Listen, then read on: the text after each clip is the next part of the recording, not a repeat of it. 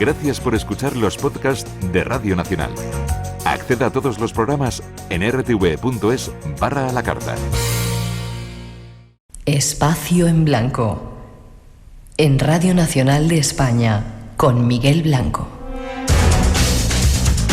Son las 3:06, 2:06 en las Islas Canarias. Es de nuevo el tiempo del misterio aquí en Radio Nacional.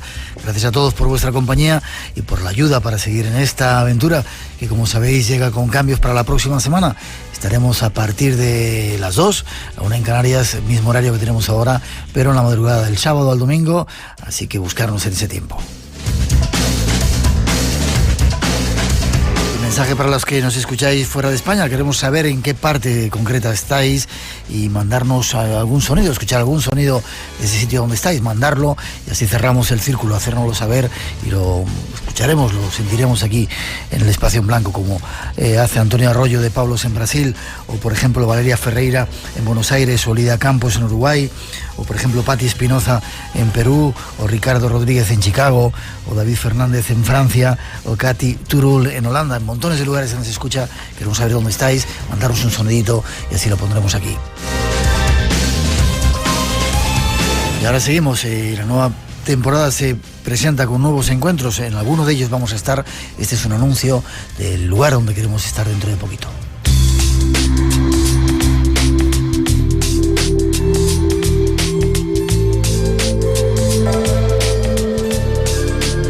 A punto de iniciar una nueva temporada, un nuevo tiempo en el que volvemos a los colegios, comienzan los trabajos, acaban las vacaciones.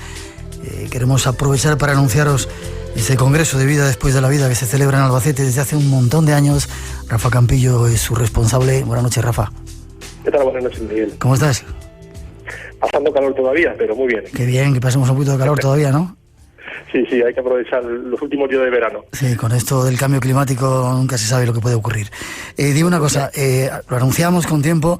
Mucha gente que ha estado con nosotros, con la que nos hemos encontrado este verano, decía que quería ir a ese congreso que se va a hacer en Albacete, Vida Después de la Vida. ¿Cuántos años? ¿6, 7? ¿Qué dices? Empezamos en el año 2001. Bueno. En el año 2001 comenzamos. O sea, llevamos ya 13 años, casi 14, organizando el congreso. Vale, me he equivocado. Casi 14 años realizando este congreso, un congreso de aspecto solidario. Atentos si queréis ir, no esperéis al último momento porque no quedan casi plazas y os vais a quedar sin la posibilidad de conocer a qué personajes que van a estar. Bueno, pues te digo rápidamente, este año vamos a empezar el congreso con un ritual tibetano, una puya tibetana, vienen los monjes del monasterio de Aen Chase, y luego pues comenzaremos el congreso con las conferencias de Paloma Cavadas, que estará con nosotros para hablarnos de educar en la vida continua, Emilio Carrillo, que nos hablará del tránsito y las experiencias cercanas a la muerte, José Medrado, que repite porque estuvo en el año 2003 en el congreso de Medellín, y que bueno, nos hará una demostración de sus capacidades mediúnicas. Famoso medium brasileño, ¿verdad? Sí, pintando esos cuadros de una manera increíble, en tiempo récord. Y bueno, pues también hay que decir que se va a subastar el dinero los cuadros se van a subastar y el dinero pues va destinado al orfanato que dirige en Brasil, o sea que también es totalmente benéfico su participación en el Congreso. Y bueno, eso sería el sábado, pero el sábado tenemos también una cosa importante que destacar, y es que este homenaje, este año el Congreso va en torno a un homenaje que vamos a realizar al doctor Fernando Jiménez del Oso, o sea que el sábado por la tarde tenemos una mesa redonda con personajes muy importantes de la vida del misterio, del periodismo, de la comunicación. Haremos esa mesa redonda que vas a dirigir tú, vas a estar ahí al frente de esta mesa redonda, y con muchas sorpresas que yo no voy a decir aquí, no las sabe nadie, o sea que hasta que no lleguéis allí y os encontréis con esto no os vais a enterar. Yo también tengo sorpresas que no te voy a contar todavía, ¿vale? Sorpresas para ese día. Sí, estupendo, muy bien. Vale. Bien, luego terminaremos el sábado, después de esta mesa redonda, pues con un concierto de una persona también muy vinculada al trabajo del doctor Fernando Jiménez del Oso, que es el músico Michel Williams. Nos va a dar un concierto en la noche del sábado. Y bueno, pues con esto ya cerramos lo que sería el sábado para empezar el domingo a primera hora con una conferencia de Luis Emilio Oliver, que nos hablará de la coherencia y la trascendencia. Seguiremos también con una persona importante. Yo la verdad es que no lo conocía este señor y me impresionó escucharlo en internet en alguna de sus conferencias, que es el padre Manuel Carreira. El padre Manuel Carreira es astrofísico, ha trabajado en la NASA, es un sacerdote y está divulgando el hecho de que bueno, que la ciencia y la espiritualidad no tienen por qué estar reñidas, todo lo contrario, tienen que ir de la mano, y en esa está, y en eso nos va a hablar en este congreso, ¿no? Y luego estará también con nosotros Cristina Lázaro, que es una chica de Murcia, que trabaja en la Universidad de Murcia.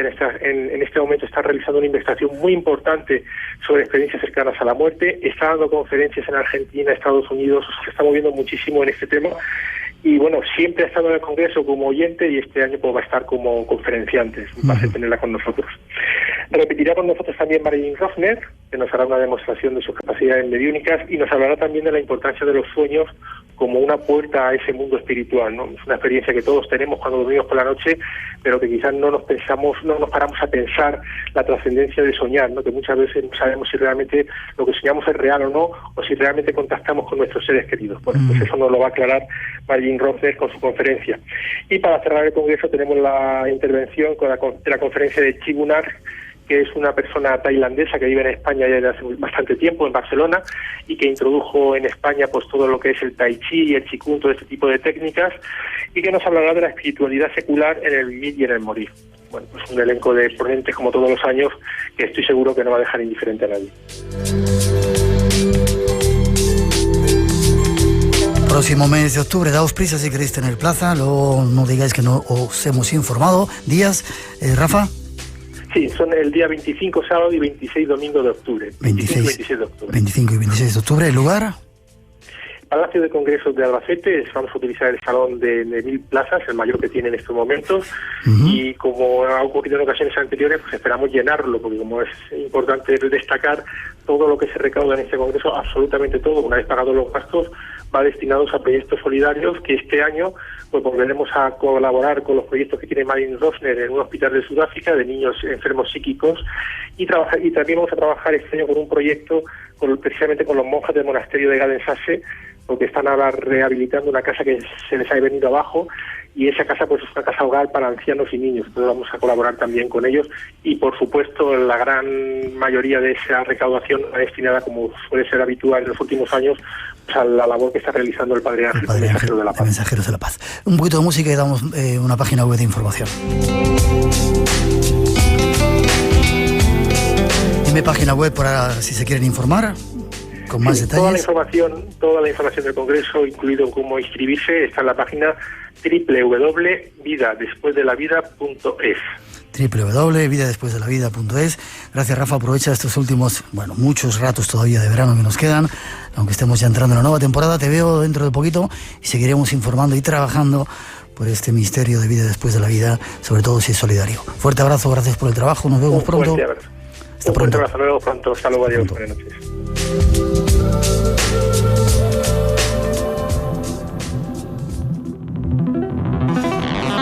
Esa es la próxima cita, una de las próximas citas del Espacio en Blanco ahí en Albacete.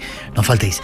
Y ahora nos vamos a la búsqueda de la inmortalidad, otro de los temas que os teníamos preparados para este Espacio en Blanco de hoy.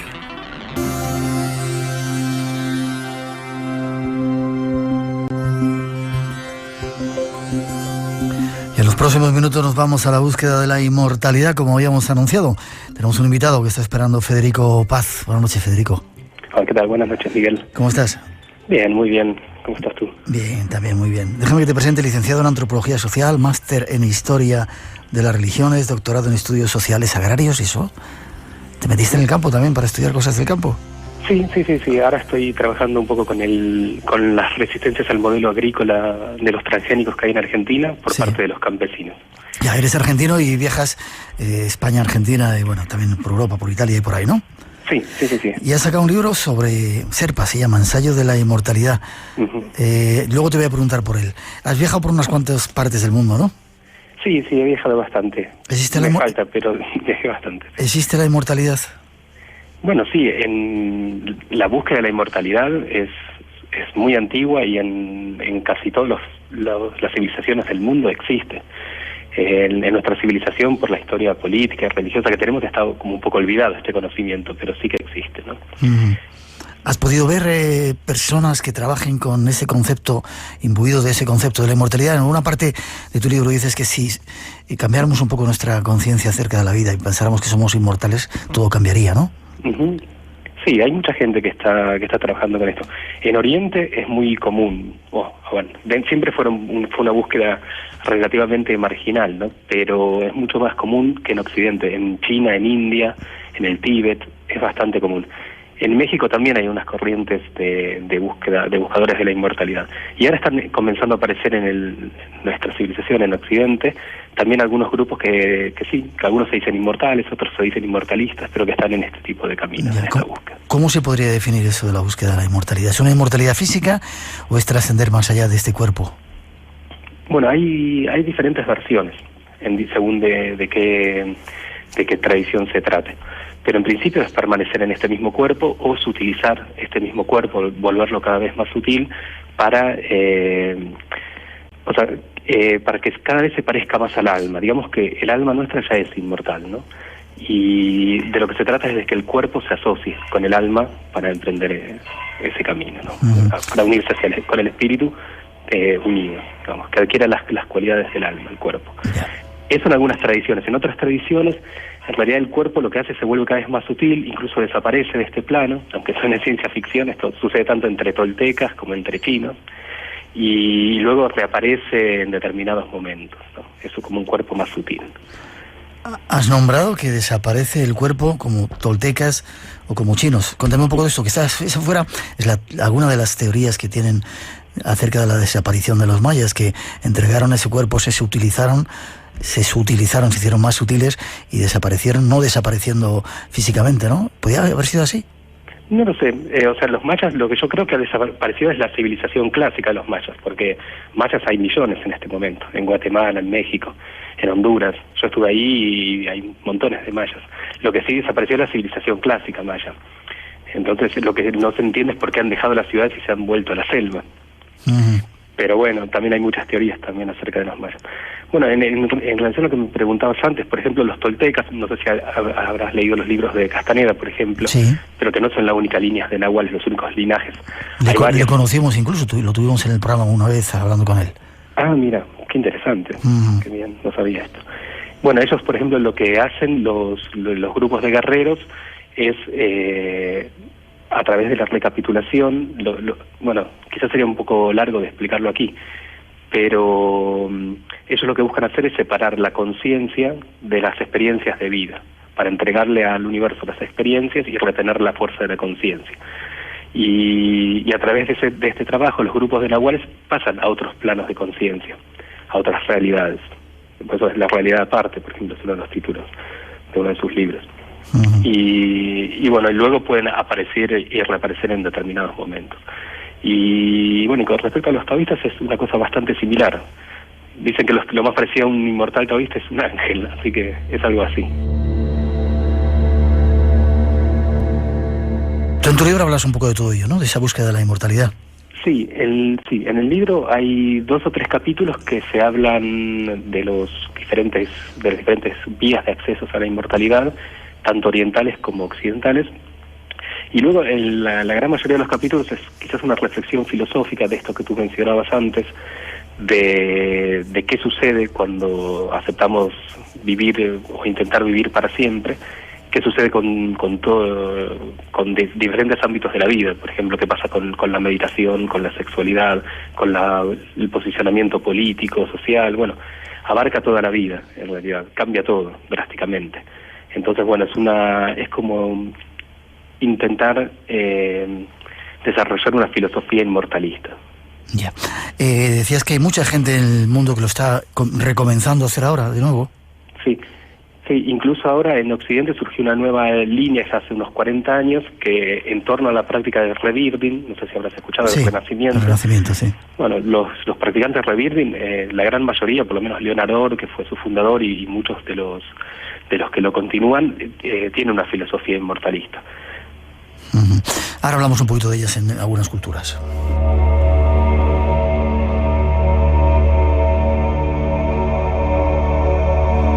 Parece que hay 3 lugares, Federico, donde esta filosofía se ha desarrollado más, ¿no? India, el Tíbet y China. Quizás sean el centro de esa filosofía que luego se proyectó en otros lugares. Sí. ¿Y desde cuándo se practica o cómo podías definir esas filosofías? ¿Desde cuándo históricamente? Sí, históricamente. Bueno, en realidad comienza en India cuando se juntan las civilizaciones, cuando suceden las invasiones indoarias y se encuentra con los dravídicos, que era la etnia que estaba antes, que son los que ahora están en el sur de la India y en Nepal, y en Ceilán, perdón. Y ahí es donde surgen el yoga y todas las corrientes actuales. A partir de ahí se desarrolla en India. Y en China ya proviene desde el primitivo chamanismo chino, y luego se van uniendo cuando cruzan los Himalayas, el hinduismo, el yoga, el shivaísmo, se fusionan y surge lo que es las corrientes que luego dieron, el Chan, que luego dan origen al Zen en Japón. Bueno, en Asia lo interesante es que nunca dejaron de suceder estas búsquedas de la inmortalidad, ¿no? Por eso es tan rico el conocimiento que hay en Asia. Ya. Buscar la inmortalidad, estoy recordando algunos pasajes de la Biblia donde había gente que vivía tremenda cantidad de años. Matusalén y otros cuantos profetas vivían mucho tiempo. ¿Significa también alargar la vida físicamente? Sí, de hecho la Biblia comienza, ¿no? Lo primero que sucede en la Biblia es que se nombran las edades de Matusalén, de Enoc, y todos viven 500 años, 800 años, 900. O sea que parecería ser que en la antigüedad todos los pueblos tenían este conocimiento, quizás no popularmente, pero sí existían los misterios de iniciación, que era justamente donde a la gente se le revelaba su condición divina, su condición inmortal. Has vivido experiencias en diferentes partes del mundo, has estado en algunos de mis lugares favoritos en América Latina, la selva del Palenque, Oaxaca. ¿Qué has aprendido? ¿Qué viste ahí de lo que cultiva esas etnias? ¿También cultivan la inmortalidad? Sí, yo no estuve con etnias que cultivan la inmortalidad porque en México, porque en realidad son conocimientos especializados que realizan grupos, no tanto grupos étnicos, sino grupos de nahuales. Pero sí he convivido y he estado con grupos indígenas, sobre todo estuve viviendo con los otomíes en Hidalgo, y luego viví en Viricuta un año, o sea que... ¿Sí? ¿Viviste en Viricuta? Sí, viví 11 meses en Viricuta, estaban obviamente los huicholes ahí, pero no es que haya convivido con ellos, ¿no? Yeah. Y luego en Oaxaca hay mazatecos, y en la selva lacandona, y en Chiapas hay tzotziles, lacandones. Sí, México es un país tan rico. Sí, ¿cómo fue la experiencia con ellos? ¿Qué te aportaron? Tanto huicholes como lacandones, como todos esas etnias. Con quien más estuve son con grupos otomíes en México. ¿Otomíes? ¿En qué zona están? ¿Dónde viven? En Hidalgo, en el estado de Hidalgo, que es al norte, entre San Luis Potosí y el estado de México, digamos. Y al sur de la Huasteca sería. Y no sé, la verdad que una experiencia muy linda. Son como un grupo muy interesante, pero no sabría qué decirle, porque no está vinculado a este tema, ¿no? Ya. Pero aprendí muchas cosas de ellos. ¿Tomaste plantas de poder? Sí, tomé varias veces plantas de poder, sí. ¿Y llegaste a tener esa conciencia que dicen que se consigue con ellas? Sí. Con algunas plantas sí. Las plantas que probé son el peyote, el San Pedro. ¿Sí? En Sudamérica el San Pedro y el peyote en Viricuta, y ayahuasca también tomé.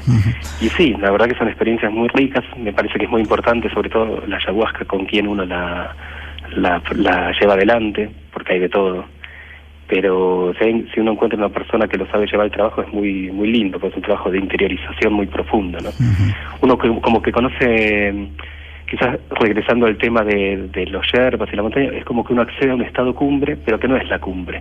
Como que uno tiene un pantallazo de la totalidad, y luego de que es el amor universal, en definitiva. Y luego hay que hacer el camino en serio, ¿no? El camino poco a poco, para tratar de ir llegando a estas cimas interiores. Es lo que te iba a preguntar, Federico. Dicen que con estas plantas de poder, que no estamos de ninguna manera incitando a que se tomen, tienen que ser dentro de un contexto, ¿verdad? Con personas que sepan cómo se hace dentro de incluso un lugar geográfico determinado. Son ritos sagrados que no se pueden prostituir haciéndolo en cualquier lugar. Hay veces que te enseñan esa chispa divina, ¿no? Sí, yo creo que hay una banalización muy grande con el uso de las plantas, que tienen que ser tomadas con mucho respeto y con una intención muy clara de conocimiento y muchas veces de sanación. Son plantas medicinales, ¿no? Y que tienen una concentración de energía muy fuerte. Entonces hay que usarlas bien. Yo creo, sobre todo con la ayahuasca, que ahora se está popularizando mucho, es muy importante el tema del cuidado de quién está a cargo de esto. No es para andar haciendo cualquier cosa. Y con los cactus, en mi opinión es que quizás no sea necesario tener una guía, porque uno está con toda su conciencia, con toda su conciencia habitual, ordinaria, está funcionando perfectamente, pero también hay que hacerlo con cuidado y hay que tener cuidado quién participa, ¿no? Porque eso condiciona muchísimo. Pero bueno, es mi opinión personal, ¿no? Pero si te da ese pantallazo de que la realidad es mucho más amplia de la que nos han contado y que quizá que el cuerpo es una especie de cárcel. Cuando estás por ahí fuera te das cuenta de que regresar de nuevo a tu cuerpo es como limitarte mucho, ¿no? Esa esencia, ese alma, ese, no sé cómo llamarlo, esa energía que conforma tu conciencia. Sí, las plantas sí, evidentemente abren la conciencia, la alteran seguro, en algunos casos la expanden también. Y yo con respecto al cuerpo, yo tengo una idea de no lo vivo como una cárcel, el cuerpo, ni creo que sea conveniente. Yo creo que somos también cuerpo, que somos cuerpo, alma, y que justamente lo que decíamos antes, que el cuerpo puede adquirir las capacidades del alma. Lo que pasa es que es un cuerpo que está en un proceso de sutilización, en un proceso de purificación. Pero eso no significa que sea impuro o que sea tosco. Es simplemente un nivel menos sutil de lo que nosotros somos. Pero yo creo que el cuerpo puede continuar y puede... Pasa que lo tratamos muy mal al cuerpo en nuestra civilización, habitualmente. Hablas también en tu libro de la relación entre el amor y la sexualidad con la inmortalidad. ¿El sexo puede ser un camino para llegar a la inmortalidad o llegar a Dios, como decían en otras culturas? Sí, yo creo que, incluso para muchas culturas es casi el único camino. Por ejemplo, para los taoístas, dentro de la línea de lo que es no el taoísmo religioso, ¿no? Pero dentro de lo que es la línea mágica del Tao Chiao, la línea de la alquimia interna, casi todos la apabullante mayoría de los textos hacen referencia al manejo de la energía sexual. Hay otras técnicas y otras corrientes que hablan de la fusión de los metales y de otras técnicas interiores, pero la sexualidad es un tema central. Y en todo caso, aunque no sea el tema central, la práctica de la sexualidad, sí, en todos los casos el ahorro de energía es un tema fundamental, tanto entre toltecas como entre yogis, etcétera. Pero la sexualidad, según yo la entiendo, no despojada del amor, no se trata de hacer un manual de técnicas sexuales que nos van a conducir a la inmortalidad, ¿no?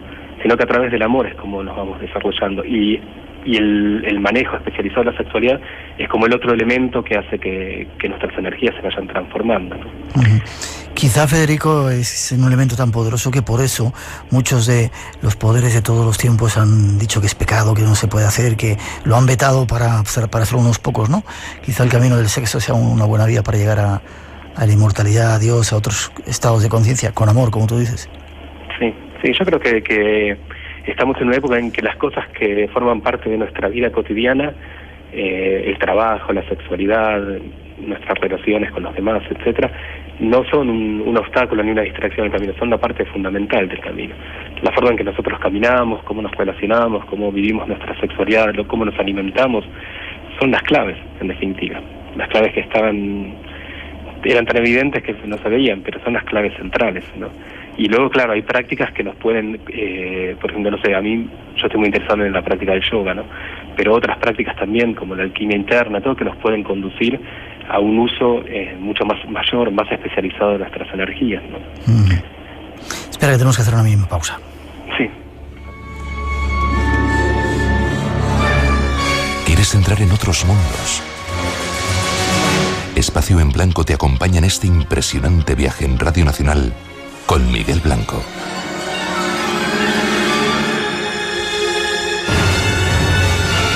Y esta noche con Federico Paz transitando por el mundo de la inmortalidad. En tu libro, casi no te quiero entretener mucho más, Federico, hablas de los Sherpas. ¿Qué tienen que ver los Sherpas? ¿Y quiénes son los Sherpas? Para quien no lo sepa, supongo que todo el mundo lo sabe, ¿no? Es esa tribu que vive en el Himalaya, ¿no? En esas montañas y que acompañan como portadores a los alpinistas, ¿no? Exactamente, sí. Tú ya lo has dicho. ¿Y qué tienen que ver con la inmortalidad estos colegas? Bueno, te podría responder hacia algunas circunstancias anecdóticas. Por ejemplo, ellos tienen una diosa de la inmortalidad y varias cosas más. Pero en realidad aquí la figura del Sherpa, la historia de los Sherpas, hay un capítulo incluso que es una historia épica de los Sherpas, quizás funciona como una analogía, como una metáfora de los buscadores de la inmortalidad, de la búsqueda de la inmortalidad, porque cuando a fines de 1800 se midieron las mayores alturas de los Himalayas, el Everest, el Manaslu, etcétera, los médicos y los expertos de ese momento decían que era absolutamente imposible que el ser humano pudiera sobrevivir a esa altura. Incluso decían que lo podían demostrar. Y ya ni hablemos de lo que hubiese sido subir sin botellas de oxígeno o subir solos. Bueno, ahora todas estas hazañas, estas cosas que eran imposibles se han realizado. Pero ¿cómo fue? Mientras esta gente decía que era imposible, otros se fueron a los Himalayas, que fueron los grandes alpinistas de principio del siglo, Eric Shipton, Mallory, y empezaron a observar cómo los sherpas subían, cómo respiraban, vieron que estos jóvenes asiáticos subían a 5.000 metros de altura con sus yaks, con sus ganados, y empezaron a observarlos y a imitarlos y a relacionarse con ellos y a contratarlos para estas expediciones. Y la analogía es un poco esta, que en la búsqueda de la inmortalidad, la ciencia también dice que es imposible. Parece que se parecen a estos médicos de fines del siglo XIX. Y sin embargo, hay tradiciones que tienen 5.000 años o 10.000 años, que para ellos es común la búsqueda de la inmortalidad, y muchas veces mencionan haber conocido inmortales. Hay algunos inmortales famosos que aparecen cada tanto. Y entonces quizás nos toca otra vez mirar a los pueblos que están a los pies de esta gran montaña, que es la búsqueda de la vida eterna, y aprender de ellos, en vez de decir que es imposible. Un poco es el planteo, pero en realidad la analogía de la montaña, de los alpinistas, de los grandes himalayistas, recorre todo, atraviesa todo el libro. Yeah. Es como la imagen que va apareciendo una y otra vez, digamos. Y es curioso que dijeran, como has significado, que lo que hacían los sherpas no se podía conseguir, que era científicamente imposible. Estaban ellos a 5.000 y luego subían hasta 8.000 sin ningún tipo de oxígeno ni nada. Qué curioso. Has hablado de inmortales famosos. Dime dos y casi nos vamos despidiendo. Dos inmortales famosos. Bueno, después te puedo decir uno del hinduismo, digamos, de los shivaitas, que es Babaji, que habla del Yogananda. Ahora mucha gente también menciona haberlo visto últimamente. Pero inmortal físicamente, ¿cuánto tiempo? O sea, ¿vive desde hace cientos de años? Sí, yo no he tenido encuentros, pero sí se anda manifestando desde el siglo XIII, XIV, hace un montón de tiempo. Es un personaje famoso, muchos dicen que son encarnaciones de avatares de las divinidades. Sí. Y luego, bueno, porque en China hay 8 inmortales famosos. ¿8 inmortales? Sí, incluso toda la historia de China antigua está repleta de inmortales. 8 de ellos son los más famosos, pero incluso han tenido un emperador amarillo, se dice que logró la inmortalidad. Y luego han tenido gente longeva que ha vivido 200, 300 o más años, que dan a entender que realmente si se fueran es porque tenían ganas, ¿no? Sí, lo que pasa es que nosotros, claro, a la luz de nuestra historia, con todas las persecuciones que hubo, antes de buscar la inmortalidad era una herejía. Ahora todavía lo sigue siendo, hasta un cierto punto. Y en Oriente, en el siglo X, XI, XIII, las dinastías que gobernaban China, por ejemplo, ellos favorecían la inmortalidad. Entonces en cada montaña había buscadores de la inmortalidad y la gente se acercaba, aprendía de ellos, quizás morían, pero dejaban enseñanzas para los que venían después. Son siglos y siglos de prueba y error, ¿no? Entonces eso es lo que nos está ofreciendo ahora los viejos conocimientos, las viejas tradiciones. Que quizá haya que recuperar. Y quizá también estar atento a algunas de las noticias que de repente dicen en televisión, individuos que viven solamente con agua, que llevan multitud de tiempo sin alimentarse, alimentos físicos. Ese puede ser el camino también, otro de los caminos. Yo no sé del camino, pero sí es seguro que está probando cuáles son los límites del ser humano, que pensábamos que si no bebía agua en un día se moría, si no se alimenta en una semana se muere. Ahora estamos viendo que esta gente igual se pasa 20 días sin comer ni beber. Yo conozco mucha gente que ha hecho este proceso. Así que evidentemente los límites de las capacidades humanas están mucho más allá de lo que nosotros hemos creído hasta ahora. Ahora, si este es un camino para la inmortalidad, no sé.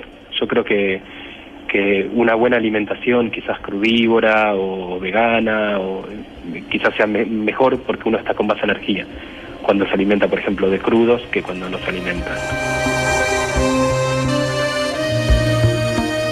Sherpa, un ensayo sobre la inmortalidad, quizá demostrando que los límites del ser humano, de los seres humanos, del alma, están todavía por ahí muy lejos, son infinitos. Federico, gracias. Muchas gracias a ti, Miguel. ¿Forma de contacto contigo? ¿Forma de buscar el libro, de más información?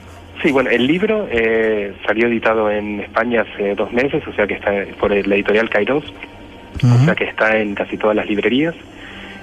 Luego, bueno, hay una página de Facebook, si se quiere entrar, con el mismo título del libro. Tengo una página web personal donde se puede encontrar más información. ¿Qué es?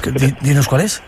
Es federicopaz.net. www.federicopaz.net. Pero bueno, el libro está incluso se puede comprar por internet si uno está fuera de los países de habla hispana, ¿no? Se puede entrar a la página de Kairos y buscar en el catálogo y también. Federico, gracias por este recorrido que hemos hecho juntos. Cuando vuelvas por aquí, danos un toquecito, ¿vale? Estaremos en contacto. Perfecto, Miguel. Muchísimas gracias. Fuerte abrazo. Nuevo horario de Espacio en Blanco. De 2 a 4 de la madrugada, del sábado al domingo. Un nuevo Espacio en Blanco se abre ante ti, aquí, en tu cita con el misterio. Espacio en Blanco con Miguel Blanco, en Radio Nacional.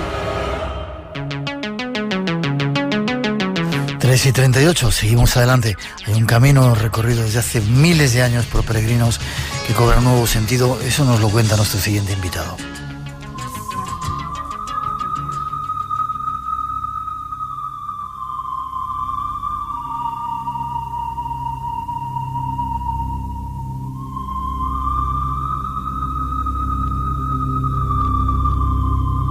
Existe un camino mágico, enigmático, lleno de lugares poderosos que dicen que transforma a los seres humanos que lo recorren.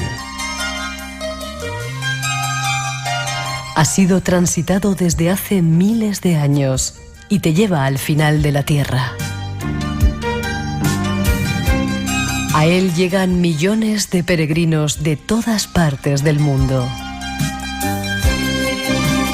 Un camino que recorre la Vía Láctea en la Tierra. Nos referimos al Camino de Santiago. Y esta noche, en compañía de nuestro invitado, te animamos a recorrerlo junto a nosotros una vez más para conocer algunos de sus secretos. Pero ten cuidado. Dicen que si lo haces, puedes cambiar.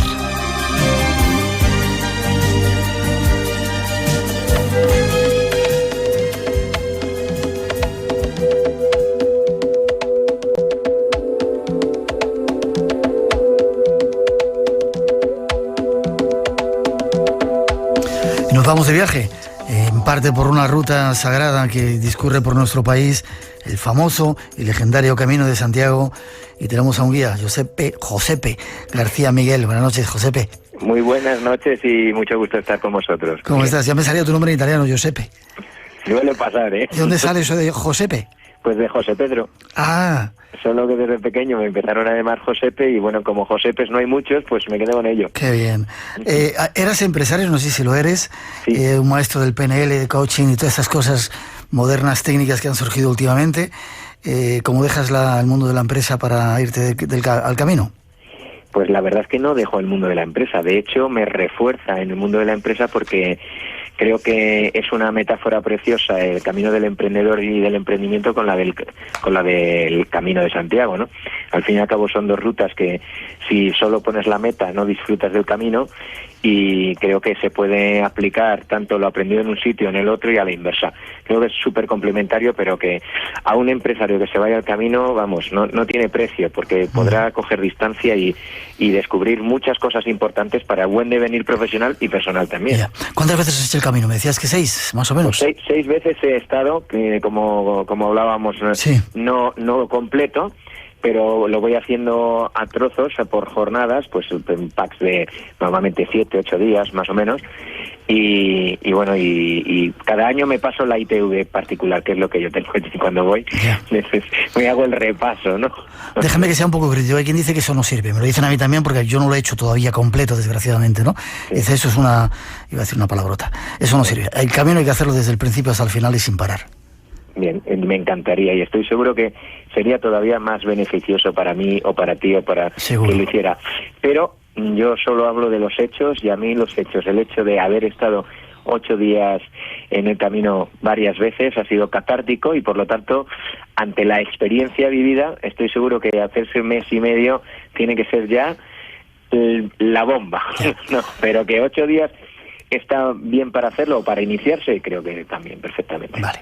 ¿Qué es el Camino de Santiago? Aparte de esa ruta que todos conocemos, legendaria, llena de misterios, llena de claves de los templarios, dicen unos, de los constructores de las catedrales y las construcciones religiosas, ¿qué es el Camino de Santiago?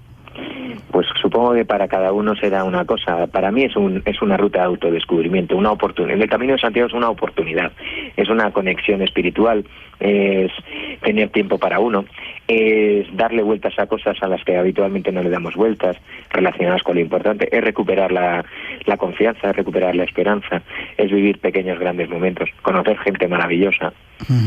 ¿Por qué se hace? Quizá por todo eso que has dicho, pero... Pues sí, supongo. Yo he conocido allí en el camino y me imagino que a ti te habrá pasado igual, que las motivaciones son múltiples, ¿no? Pero hay una que es bastante frecuente, ¿no? Que es el hecho de buscar algo, ¿no? Buscar respuestas, buscar encontrarse uno mismo, el buscar nuevas maneras de hacer las cosas, buscar alejarse de algo. Creo que por ahí van los tiros.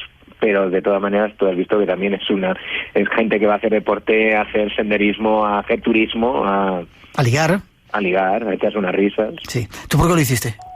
Yo lo hice porque era como una cuenta pendiente que tenía conmigo mismo, no sabía muy bien por qué. La primera vez que fui porque sentí algo y dije, venga, ahora.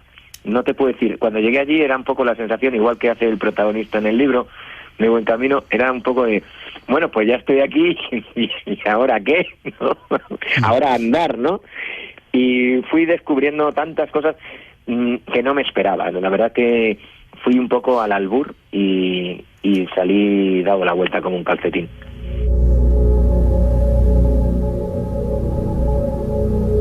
El camino últimamente ha tomado un gran protagonismo en este último tiempo en muchas partes de Europa, pero es una moda.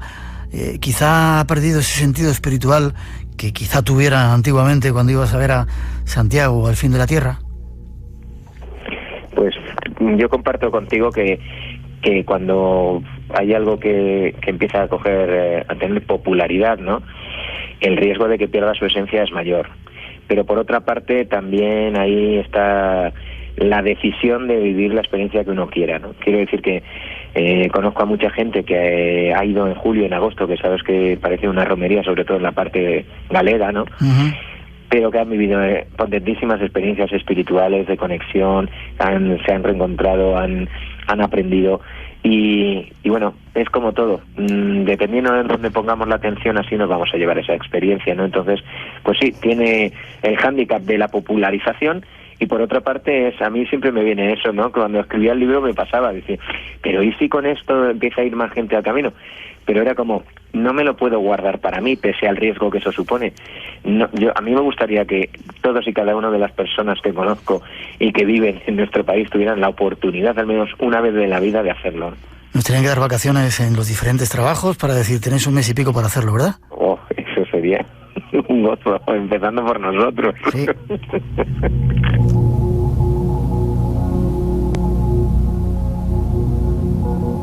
Sales de tu casa, coges la mochila, las botas estas desvencijadas que tienes en la portada del libro, ¿y qué haces? ¿Cómo enfrentas el camino? ¿Qué se hace o qué se debe de hacer para que sea un camino de enseñanza más aprovechado? Yo creo que la pauta principal es ir con la mente abierta, ¿no? Cuando vas y quiero que esto suceda, vas con las expectativas, vas con el plan hecho, que es lo que me pasó a mí en la primera vez, ¿no? Iba, pues como en la vida cotidiana, haciendo planes, queriendo que se cumplieran, y es como que no dejas que la vida aflore y que te sorprenda. Y me parece que sí, llevar un plan, llevar algo, pero ir preparado para cualquier cosa y asumirla y aceptarla y vivirla con alegría o con sorpresa, pero con aprendizaje, creo que es la pauta principal para sacarle de verdad miga al camino. Es decir, tratar de dejarte sorprender por la vida, ¿no? Sí, eso de allí en el camino es una pasada. ¿Te pasa muy a menudo? No sé, yo creo que sí. Yo creo que para los que se dejan sorprender, las sorpresas están a la vuelta de cada piedra y a la vuelta de cada rincón y cada persona. que te encuentras. Ya. Pero supongo que si te pones a caminar habrá que plantear o prever, decir, bueno, voy a hacer 30 kilómetros, y creo que son los que se hacen más o menos, o 20 y tanto, y voy a ir a dormir a este sitio. Esas cosas habrá que la intendencia habrá que preverla, ¿no? Dormir claro. Sí, eso sí, ¿no? Claro, sí, la prevés. Otra cosa es que salga así. Esa es la cuestión, ¿no? Que yo me acuerdo la primera vez que fui al Camino, que tenía un plan hecho al milímetro, y eso lo refleja, como el libro es gran parte autobiográfico, el protagonista le pasa igual, ¿no? Qué curioso, qué casualidad, ¿no? Eso de ir fijado las horas, los kilómetros, los tiempos, todo. Y claro, pues luego el Camino te pone en tu sitio y de repente todo salta por los aires, ¿no? Y es cómo asumes o cómo afrontas el que todo el plan se haya volatilizado, ¿no? Y la frustración que pueda suponer o no, o la aceptación de que puede que sea mejor que se haya frustrado el plan, porque así surgen otras cosas que no tenían planeadas y que pueden ser iguales o mucho más enriquecedoras. Yo eso lo aprendí pues después de una semana allí, donde me frustraba tanto que no salieran las cosas como yo quería, que me estaba perdiendo una parte importantísima de la ruta. Josepe, hay etapas que te marcan más que otras. Supongo que el camino, bueno, es diferente para cada uno de nosotros, ¿no? Estoy pensando esto en una parte que tú aquí hablas en tu libro. Comienza por Rabanal del Camino, Astorga, Rabanal, Ponferrada y la Cruz de Ferro, que es un lugar que para mucha gente que ha hecho el camino coincide como que allí hay algo extraño, ¿no? Pablo Coelho nos comentaba que ahí, bueno, se encontró con el diablo, con ese perro negro que simbolizaba al diablo, ¿no? Hay etapas que te marcan como este tipo de asuntos, como si fuera el camino de la Oca, Qué bueno. Pues sí, supongo que a cada uno, pues mira, a mí justo antes de llegar a la Cruz de Ferro en Foncebadón. Sí, Foncebadón. Pues, un pueblo que estaba prácticamente abandonado, como bien sabes, y que en los últimos años ha tenido un resurgir, allí en un albergue que ahora está cerrado. Pues una cosa que le pasa al protagonista también del libro, que ve un papel en una pared de ese albergue, lo pone a leer, ¿no? Y de repente parece que estaba escrito para él, o en este caso para mí. ¿Sí? ¿Y qué decía? Si se puede saber.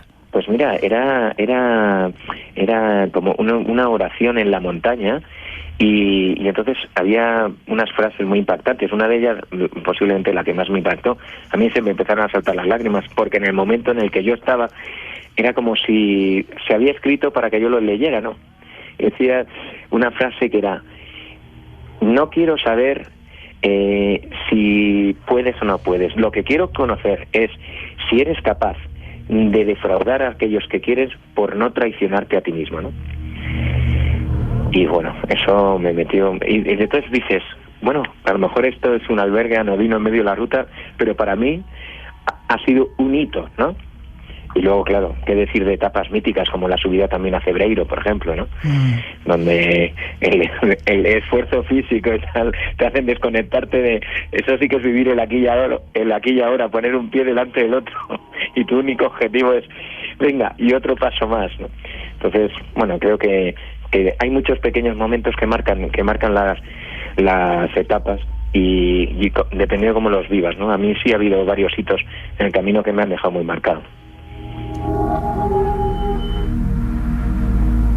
En Foncebadón no te encontraste el diablo ni ese perro negro que lo representa, ¿no? Fue un tránsito más. No sé, porque ya sabes que ya yendo por esa zona empieza a haber niebla, los ladridos se oyen. Hay mucho lobo por allí, dicen. Bueno, yo no he tenido la oportunidad de tener el gusto, pero muchos. A mí eso, sobre todo luego ya entrando en la etapa galega, más allá de Cebreiro, yendo hacia Fonfría y hacia Castela, y con la niebla cerrada, y que escuchas esos perros de campo ladrando que parece que les tienes al lado, te ponen los pelos de punta.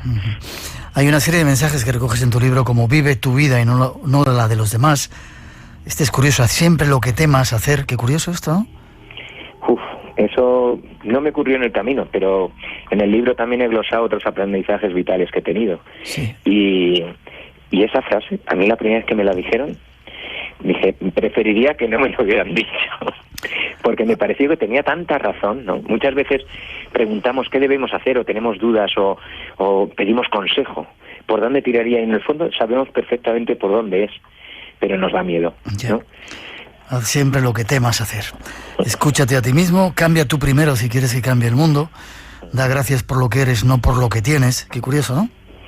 Eso lo has vivido en el camino, Miguel, y es una de las experiencias más, por lo menos a mí, más alucinantes, ¿no? Como el hecho de cuanto menos tengo, más feliz estoy y más contento. A mí me ha pasado eso de tener que vaciar medio Macuto porque parecía que me iba a la Napurna y llegó un momento que no tenía, fíjate que tuve unos problemones para soltar lastre. Pues igual, como es una metáfora de la vida, pues los mismos que tenía en el camino los tenía en mi vida, claro. Y qué esfuerzo para dejar cosas, y luego cuando las dejé, qué liberación, porque me pesaba la mochila a la mitad, y qué liberación el hecho de que había podido dejarlas, ¿no? Que esa victoria personal, esa satisfacción, ese orgullo cuando trasciendes una frontera, ¿no? Y qué experiencia, el ya no tener que tener, sino solo ser. Qué gozo.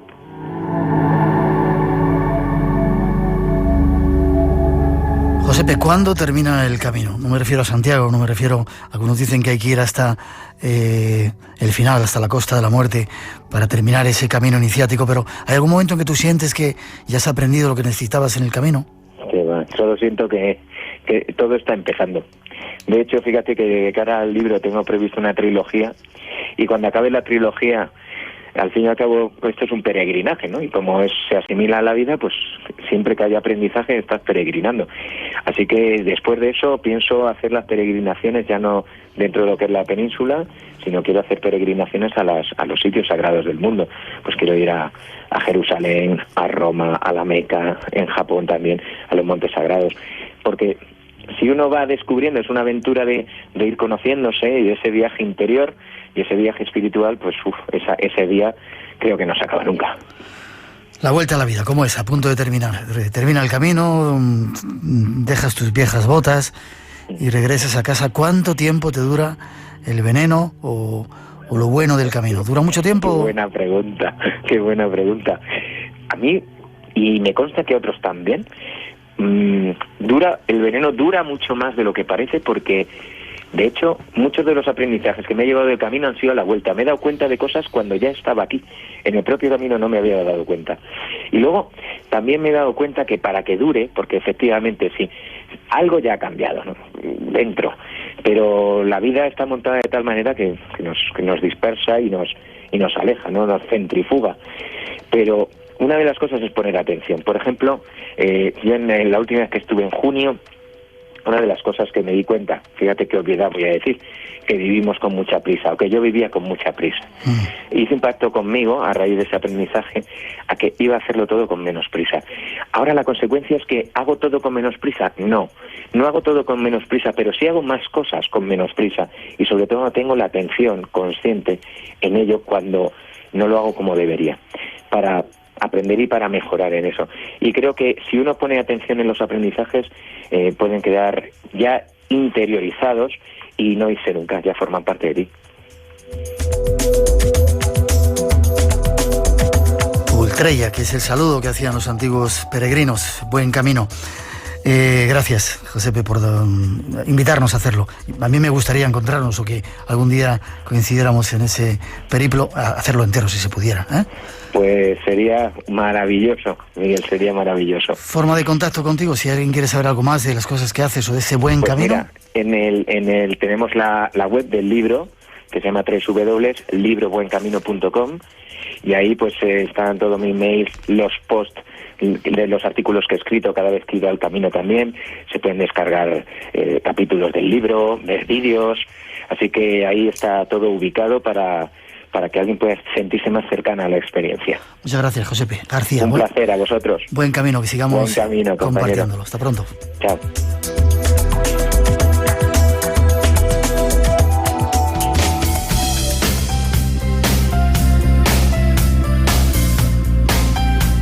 Y por hoy tenemos que terminar. Concluye una temporada del Espacio en Blanco y nos preparamos para la próxima, nueva, llena de novedades y con ese cambio de día. Ya sabéis, buscarnos la semana que viene, no el viernes madrugada al sábado, sino el sábado madrugada al domingo, a partir de las 2, la 1 en las Islas Canarias.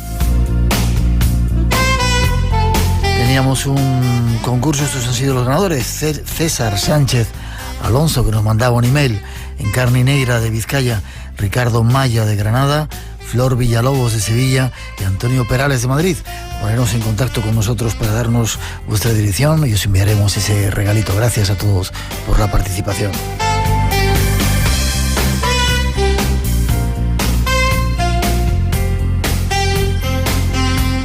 Feliz fin de semana para todos, feliz semana, buena vuelta al trabajo, o si vais de vacaciones disfrutarlas y a prepararse. Dicen que vienen buenos tiempos y un buen camino. Y ahora hasta las 4 os dejamos con un poquito de nuestra mejor música y que sigáis en esta sintonía. Y recordar, la próxima cita el sábado, madrugada al domingo, aquí en vuestra casa, en Radio Nacional. Cuidaros, buena semana.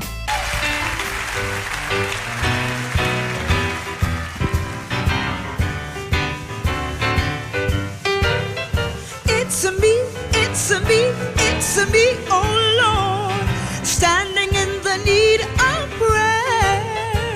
It's me, oh Lord, I'm standing in the need of prayer. 9. It's me, oh Lord, I'm standing in the need of prayer. My Lord, it's me, oh Lord, I'm standing in the need of prayer.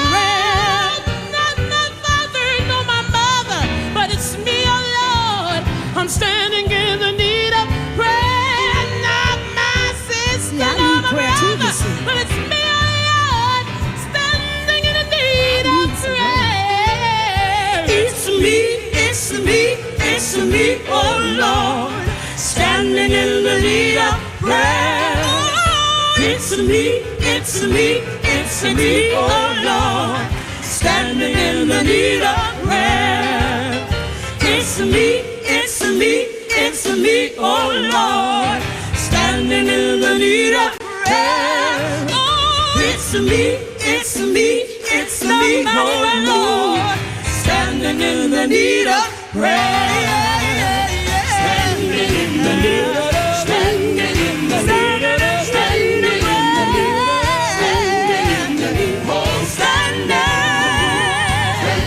in the need of prayer.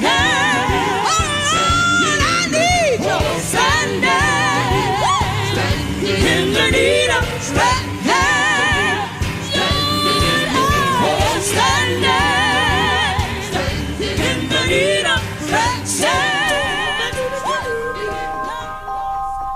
Has escuchado Espacio en Blanco en Radio Nacional de España.